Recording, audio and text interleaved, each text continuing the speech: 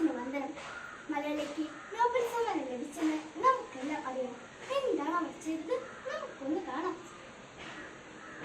Hi Kuppachi, ഇത് കണ്ടോ? നിമിഷ പ്രസംഗത്തിൽ ഫസ്റ്റ് സമ്മാനമാ. കൊള്ളാം, മിടുക്കി. അതെ, എന്താ നീ പ്രസംഗിച്ചത്? വിദ്യാഭ്യാസത്തിന്റെ പ്രാധാന്യം, അതായിരുന്നു വിഷയം. എനിക്ക് തോന്നിയതൊക്കെ ഞാൻ പറഞ്ഞു. താലിബാന്റെ പെൺവിദ്യാഭ്യാസ വിരോധത്തെ കുറിച്ചൊക്കെ ഞാൻ പറഞ്ഞു. എന്തായിരുന്നു കയ്യിലെന്ന വിചാരം? നന്നായി മോളെ.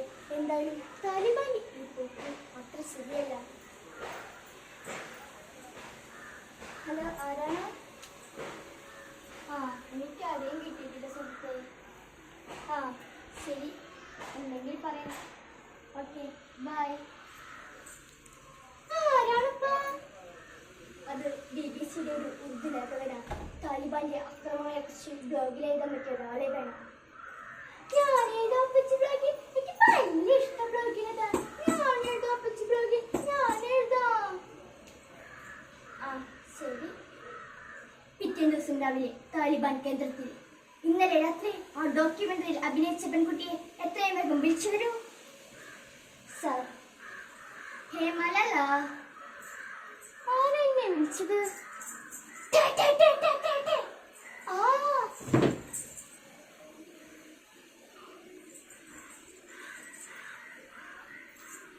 ബ്രിട്ടനിൽ മാസങ്ങൾ നീണ്ട ചികിത്സയ്ക്ക് ശേഷം യൂത്ത് അസംബ്ലി മലാല പറഞ്ഞു, ഇന്ന് എനിക്ക് സമാധാനത്തിനുള്ള നോബൽ സമ്മാനം ലഭിച്ചിരിക്കുകയാണ്.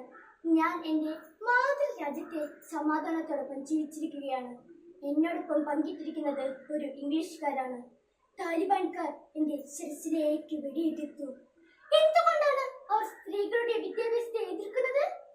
ലോകമെങ്ങുമുള്ള സ്ത്രീകൾക്കും പെൺകുട്ടികൾക്കും വേണ്ടിയാണ് ഞാൻ സംസാരിക്കുന്നത്. എല്ലാ ലോകരാജ്യങ്ങളോടും ഞാൻ പറയട്ടെ, സൗജന്യവും നിർബന്ധിതവുമായ വിദ്യാഭ്യാസം ഓരോ കുഞ്ഞിനും ഉറപ്പുവരുത്തണം. തീവ്രവാദവും അക്രമവും അവസാനിപ്പിക്കണം.